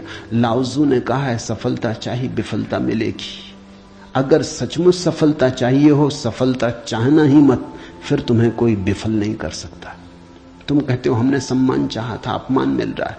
सम्मान चाहता ही वही व्यक्ति है जिसका अपने प्रति कोई सम्मान नहीं, वही तो दूसरों से सम्मान चाहता है। अपने प्रति जिसका अपमान है वही तो दूसरों से अपने अपमान को भर लेना चाहता है, ढांक लेना चाहता है। सम्मान की आकांक्षा इस बात की खबर है कि तुम अपने भीतर अपमानित अनुभव कर रहे हो। तुम्हें अनुभव हो रहा है कि मैं कुछ भी नहीं हूं, दूसरे मुझे कुछ बना दे, सिंहासन पे बिठा दे, फताकाएं फहरा दे, झंडे उठा ले मेरे नाम के, दूसरे कुछ कर दे। तुम भिखमंगे हो।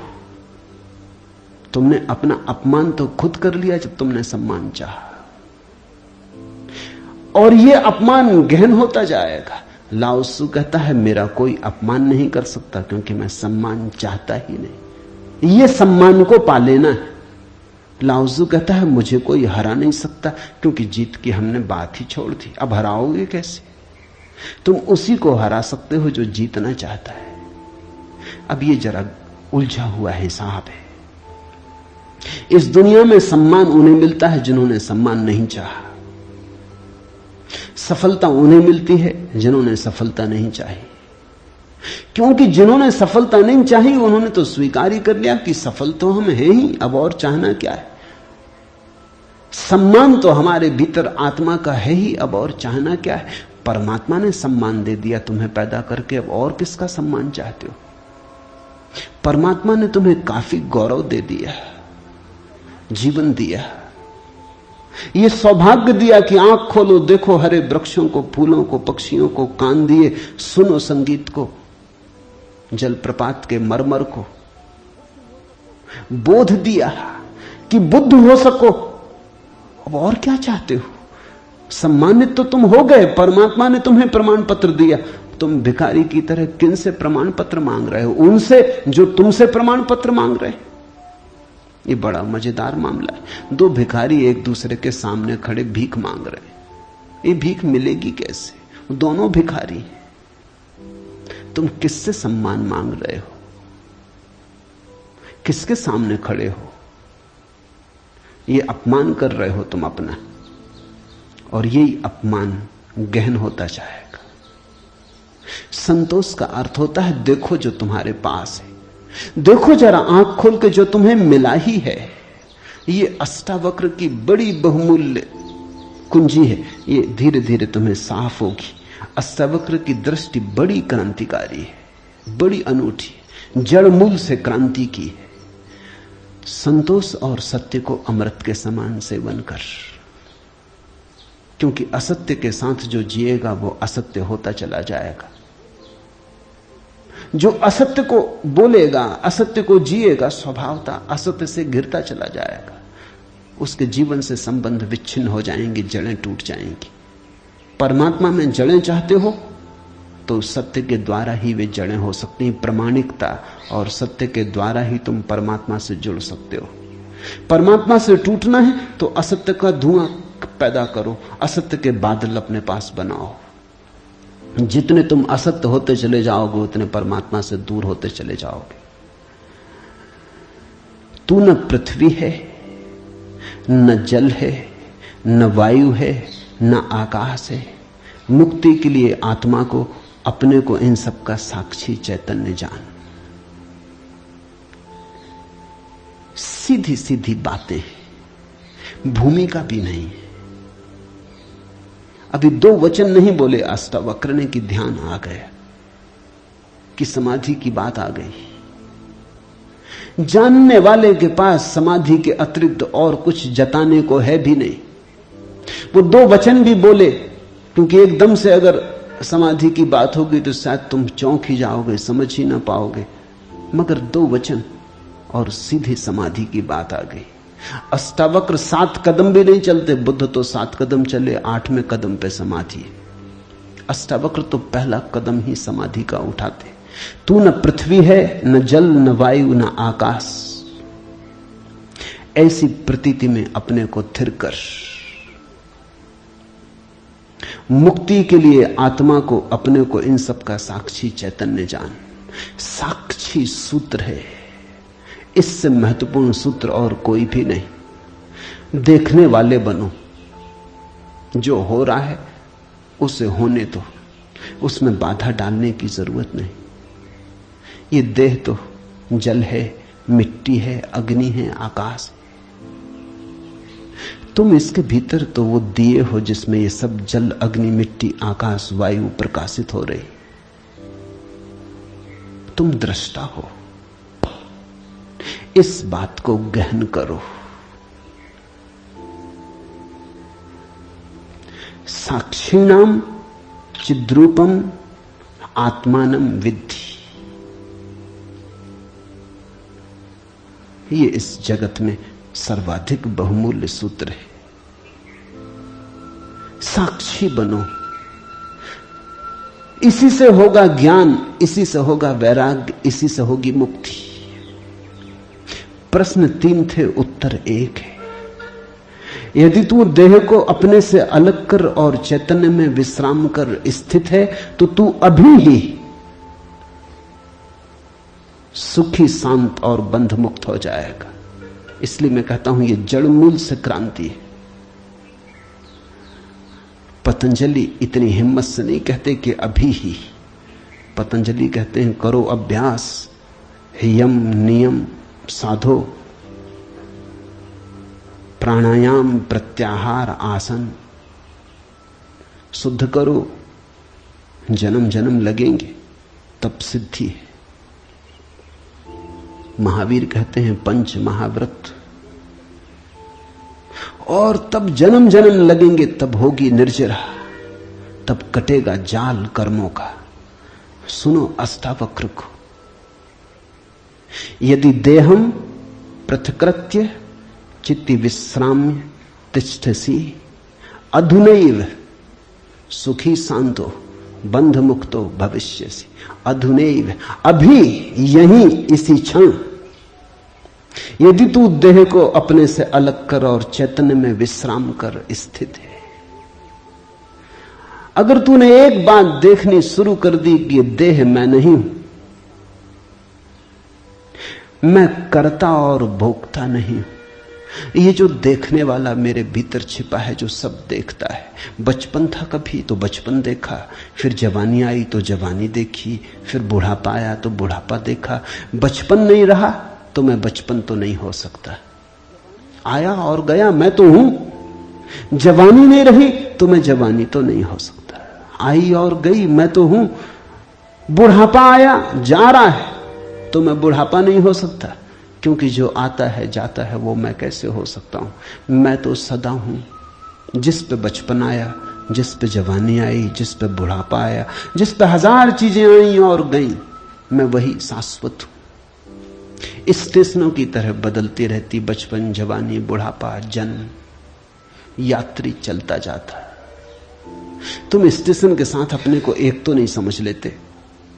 पूना की स्टेशन पर तुम ऐसा तो नहीं समझ लेते कि मैं पूना हूं। फिर पहुंचे मनमाड़ तो ऐसा तो नहीं समझ लेते कि मैं मनमाड़ हूं। तुम जानते हो कि पूना आई गई, मनमाड़ आया गया। तुम तो यात्री हो, तुम तो दृष्टा हो जिसने पूना देखी, पूना आई। जिसने मनमाड़ देखा मनमाड़ आया। तुम तो देखने वाले हो। तो पहली बात,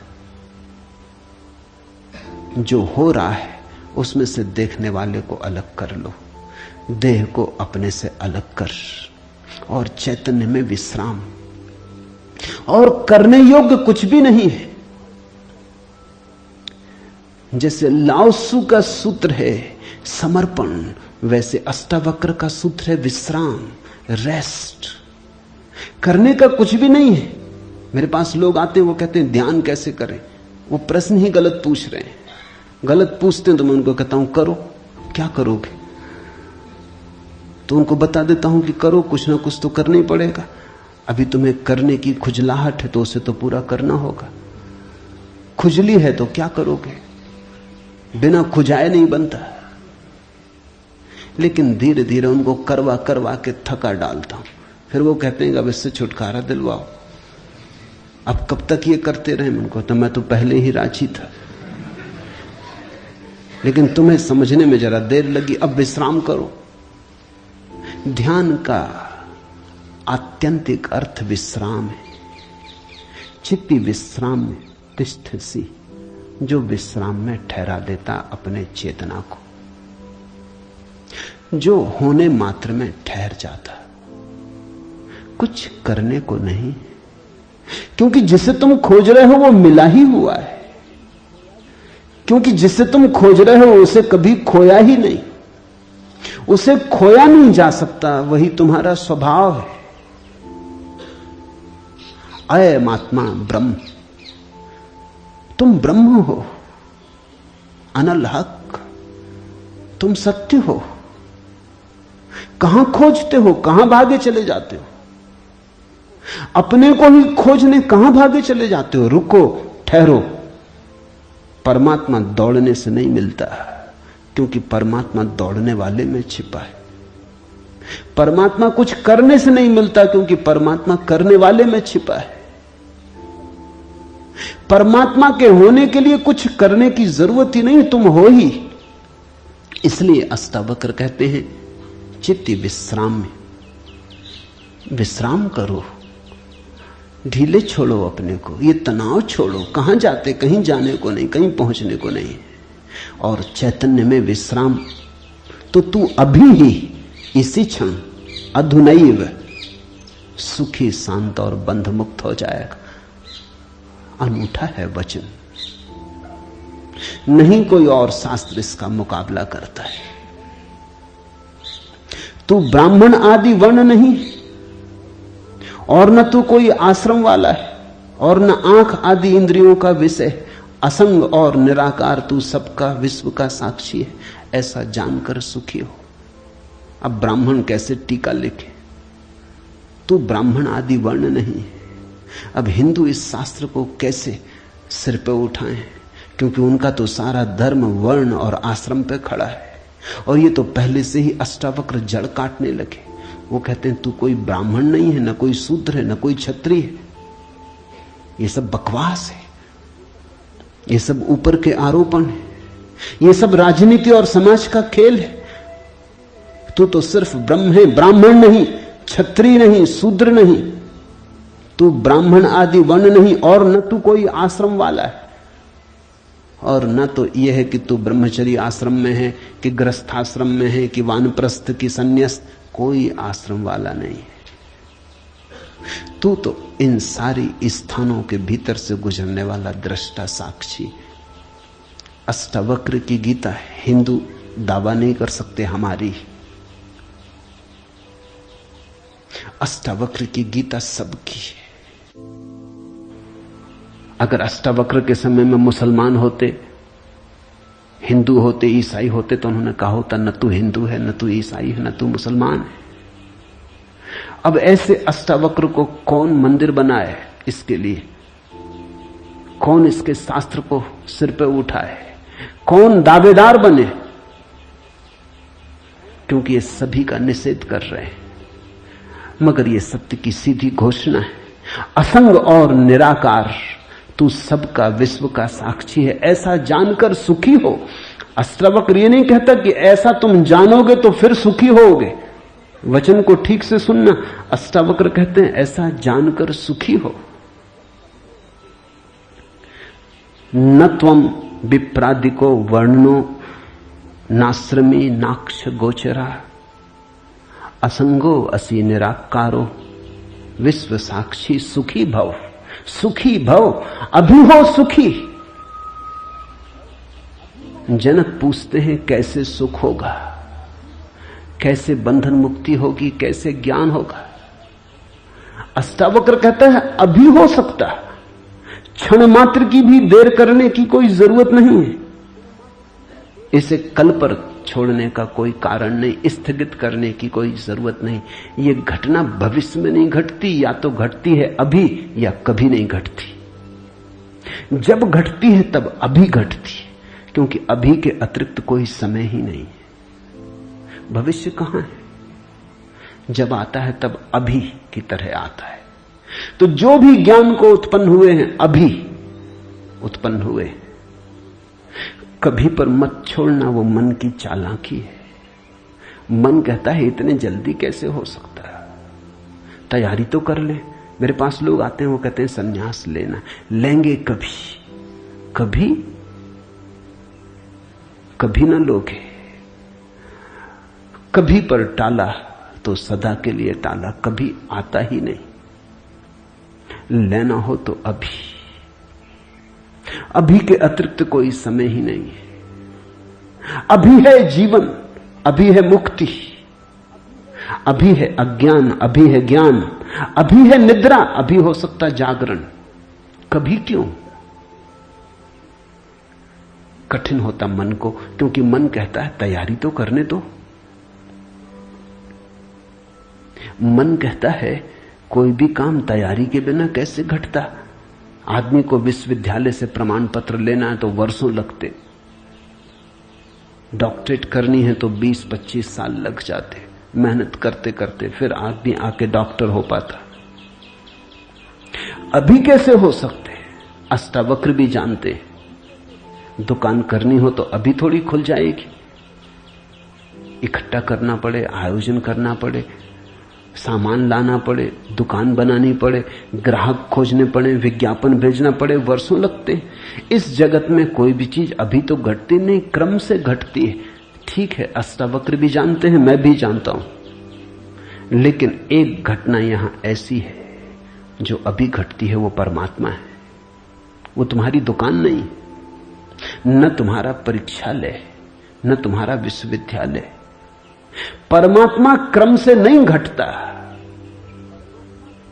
परमात्मा घट ही चुका है। आंख भर खोलने की बात है, सूरज निकल ही चुका है। सूरज तुम्हारे आंख के लिए नहीं रुका है कि तुम जब आंख खोलोगे तब निकलेगा। सूरज निकल ही चुका है, प्रकाश सब तरफ भरा ही है, अहिर्निश गूंज रहा उसका नाद, ओंकार की ध्वनि सब तरफ गूंज रही है, सतत अनाहत चारों तरफ गूंज रहा है। खोलो कान, खोलो आंख। आंख खोलने में कितना समय लगता है, उतना समय भी परमात्मा को पाने में नहीं लगता। पल तो लगता पलक के झपने में। पल का अर्थ ही होता है जितना समय पलक को झपने में लगता उतना पल, मगर परमात्मा को पाने में पल भी नहीं लगता।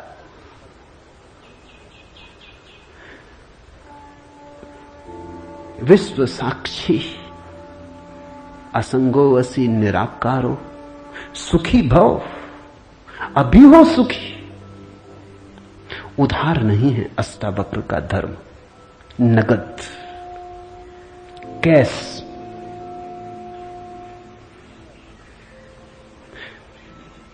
हे व्यापक, धर्म और अधर्म, सुख और दुख मन के। धर्म और अधर्म, सुख और दुख मन के, तेरे लिए नहीं। तू न करता है न भोगता है, तू तो सर्वदा मुक्ति ही है। मुक्ति हमारा स्वभाव है, ज्ञान हमारा स्वभाव है,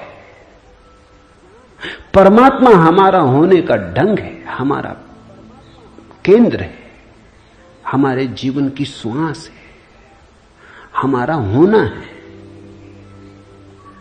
धर्मो अधर्मो सुखम दुखम मान सानी नते विभो। अष्टावक्र कहते हैं, हे व्यापक, हे विभावान, हे विभूति संपन्न, धर्म और अधर्म, सुख और दुख मन के, ये सब मन की ही तरंगे। बुरा किया, अच्छा किया, पाप किया, पुण्य किया, मंदिर बनाया, दान दिया, सब मन के।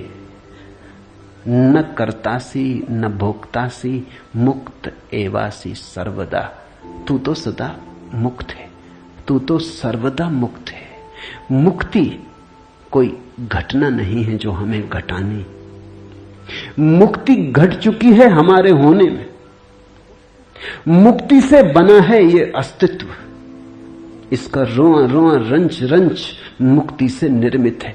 मुक्ति है धातु जिससे बना है सारा अस्तित्व। स्वतंत्रता स्वभाव है, ये उद्घोषणा।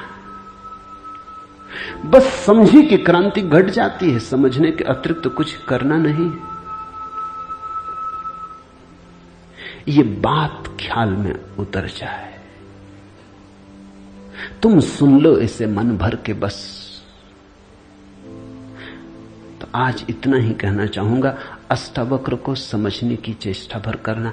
अष्टावक्र में करने का कोई इंतजाम नहीं है, इसलिए तुम ये मत सोचना कि अब कोई तरकीब निकलेगी जो हम करेंगे।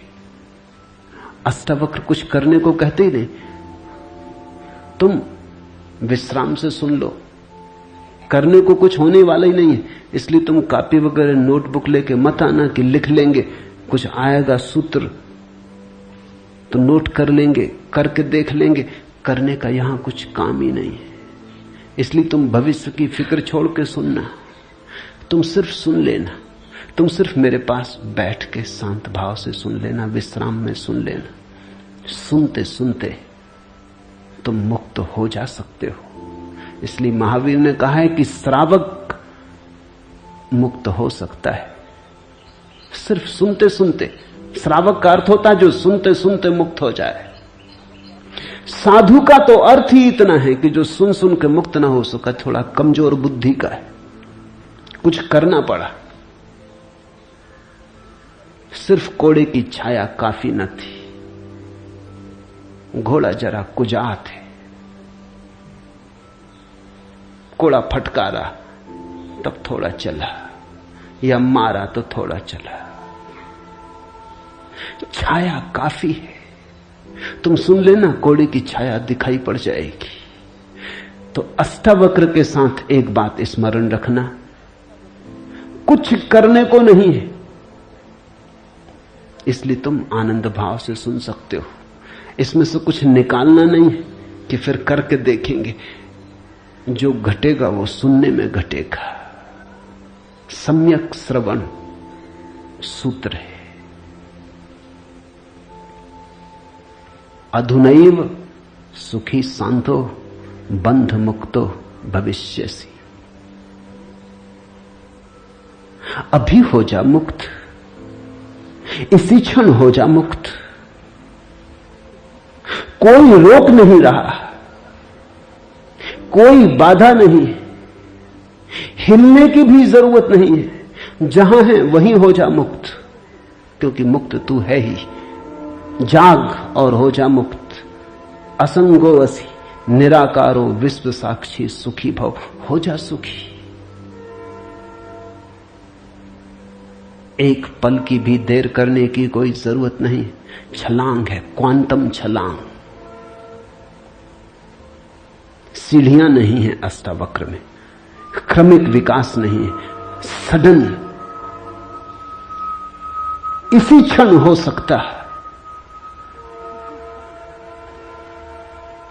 हरिओम तत्सत। आज इतना ही।